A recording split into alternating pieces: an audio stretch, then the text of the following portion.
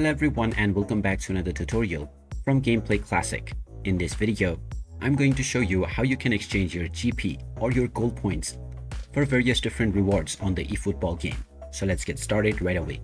First of all, open up the eFootball game on your device, and once you are taken into the main menu, in order to exchange your goal points or GP for various rewards, just navigate to the shop menu at the top section.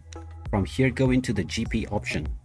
And now you will see various different rewards that you can purchase using your goal points. Just select your desired purchase option and then confirm your purchase to spend your GP. Once you confirm, the GP will be deducted from your account, and now the reward will be claimed right away. You can now use these rewards to level up your players. And there you have it. That is how easy it is to use your goal points or GP to obtain various different rewards on the eFootball game. If you find this video helpful, don't forget to hit that like button and subscribe to our channel for more useful tips and tutorials. Thanks for watching, and I'll see you again in the next one.